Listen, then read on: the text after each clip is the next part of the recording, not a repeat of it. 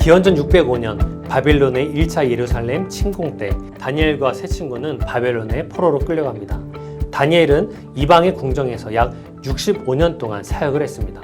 바벨론 왕 느부갓네살과 벨사살의 궁정에서 사역했고, 바벨론이 멸망한 이후에는 메대 왕 다리오의 신하로서 백성을 다스리는 관리 역할을 했으며 바사왕 고레스 시대까지 사역을 했습니다. 에스겔이 새 성전, 새 언약을 언급하면서 신앙적 차원에서 회복을 예언했다면, 다니엘은 정치적 차원에서 하나님의 주권과 하나님 나라의 회복을 예언했습니다.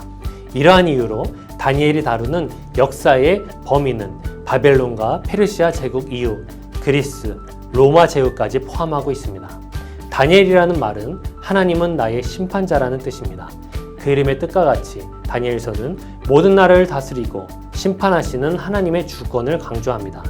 패권을 차지한 제국들의 위험이 대단한 것 같지만 모든 주권은 하나님의 손안에 있습니다. 결국 모든 제국이 무너지고 하나님의 나라가 서게 될 것입니다. 한편 다니엘서는 요한계시록과 함께 묵시문학으로 분류됩니다. 묵시는 주로 하나님의 계획과 신비를 계시하는 문학 장르입니다. 인류 역사의 종말을 드러내는데 초점을 맞추고 있습니다. 또한 상징적인 용어와 숫자를 동원하여 초현실적인 이미지를 다루고 있기 때문에 묵시는 그에 맞는 바른 해석이 필요합니다. 그럼 지금부터 좀 더 자세하게 다니엘서를 살펴보겠습니다. 바벨론 왕은 포로로 끌려온 왕족과 귀족들 가운데 인재들을 선발해서 바벨론식 교육을 받게 합니다. 다니엘과 그의 친구들은 이름을 바벨론식으로 바꿔야 했고, 율법에 어긋나는 음식도 강요받습니다. 하지만 다니엘과 그의 친구들은 왕의 음식들을 거절했고 신앙의 순결을 지켰습니다. 그러던 어느 날 느부갓네살은 이상한 꿈을 꾸고 바벨론의 술사들을 불러 해몽하게 했습니다. 꿈의 내용도 알려주지 않고 해석을 요구했는데 꿈의 해석이 불가능하다는 말을 듣자 화가 나서 모든 지혜자를 처형하도록 명령합니다. 이때 하나님께서는 다니엘에게 왕이 꾼 꿈과 그 해석을 알려주십니다.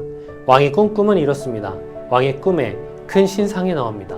머리는 금, 가슴과 팔은 은, 배와 넓적다리는 놋, 종아리는 철, 발은 일부는 철이고 일부는 진흙으로 되어 있습니다. 머리는 바벨론을 상징하고 가슴과 팔은 메대와 바사를, 배와 넓적다리는 그리스를, 종아리는 로마를 상징합니다. 발은 로마로부터 갈라질 여러 나라들을 상징합니다. 큰 신상은 바벨론을 시작으로 해서 앞으로 이어질 제국들의 모습을 보여주고 있는 것입니다. 하지만 갑자기 손대지 아니한 돌이 나와서 그 신상에 발을 쳐서 무너뜨렸습니다. 이것은 이 모든 제국이 다 무너질 것을 알려줍니다. 느부갓네살은 꿈을 해석한 다니엘에게 엎드려 절했습니다. 왕은 다니엘을 높은 지위에 앉히고 바벨론을 다스리게 하며 모든 지혜자의 어른으로 삼았습니다. 느부갓네살의 꿈에서 신상을 부셔버린 돌은 하나님께서 세우실 영원한 나라, 곧 하나님의 나라를 상징합니다. 하나님께서는 이 땅의 모든 제국을 무너뜨리고 하나님의 나라가 영원히 서게 하실 것입니다.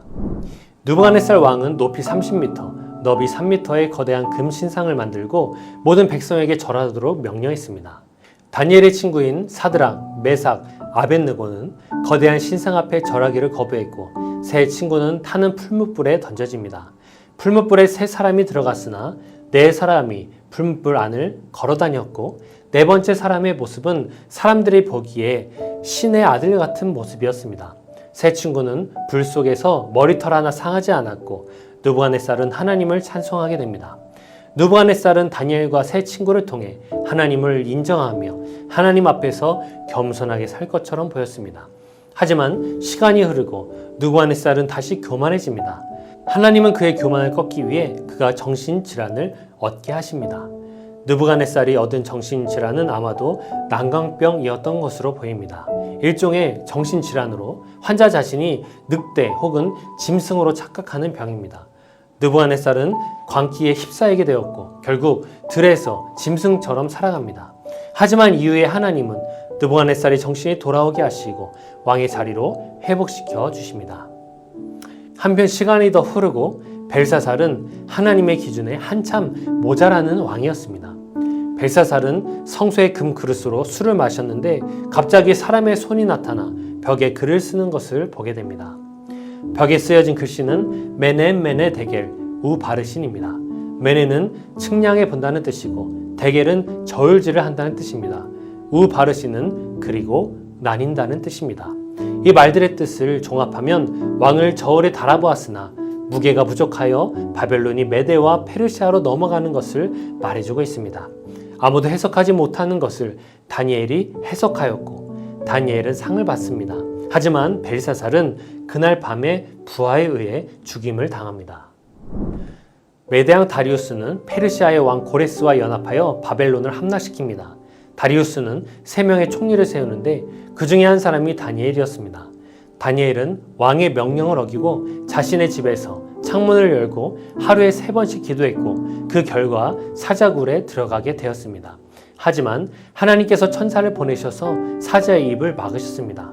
다니엘은 구원을 받고 다니엘을 고발한 자들이 사자굴에 들어가 죽게 됩니다. 다니엘의 사자굴 이야기는 다니엘이 인생 말년에 겪었던 일입니다. 10대 시절부터 80대 노인이 될 때까지 다니엘은 흐트러짐 없이 하나님을 경외하였고 하나님께서도 그의 평생에 은혜를 베푸신 것을 알 수 있습니다.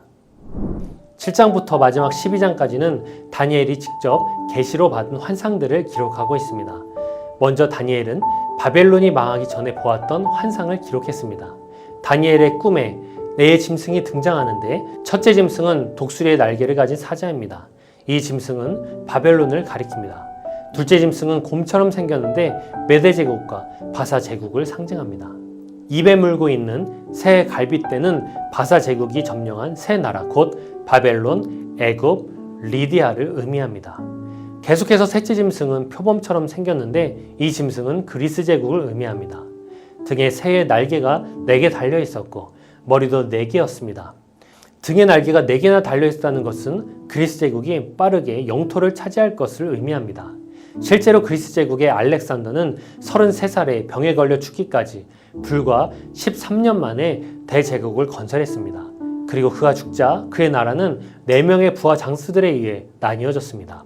마지막으로 넷째 짐승은 말로 표현할 수 없는 기이한 모양을 갖추었는데 이 짐승은 로마를 상징합니다. 10개의 뿔이 있는데 이 뿔들은 로마 멸망 이후 적 그리스도가 출현할 때까지 멸망할 모든 나라와 세력을 지칭합니다. 한편 다니엘은 이어서 하늘 구름을 타고 내려오신 인자 같은 이를 보았습니다. 인자 같은 이가 옛적부터 항상 계신 이에게 나아오자 옛적부터 항상 계신 이가 인자 같은 이에게 권세와 영광과 나라를 주셨습니다. 그렇게 해서 모든 나라와 백성들이 그를 섬기게 하셨습니다. 여기서 옛적부터 항상 계신 이는 성부 하나님이시고 인자 같은 이는 성자 예수 그리스도입니다. 다니엘은 환상에서 본 일들이 언제 일어날 것인지 매우 궁금해합니다. 예레미야 25장 11절에서 포로 생활이 70년간 지속될 것이라는 하나님의 말씀을 본 다니엘은 70년의 끝이 가까이 왔음을 알고 하나님이 그 약속을 이루어 주시길 기도합니다. 그러나 천사 가브리엘이 다니엘에게 와서 이스라엘의 죄와 반역이 계속되어 예레미야가 예상한 기한보다 7배 길어질 것이라고 예언합니다. 하나님께서 거룩한 성을 위하여 70일을 정하셨다고 천사 가브리엘은 말하고 있습니다.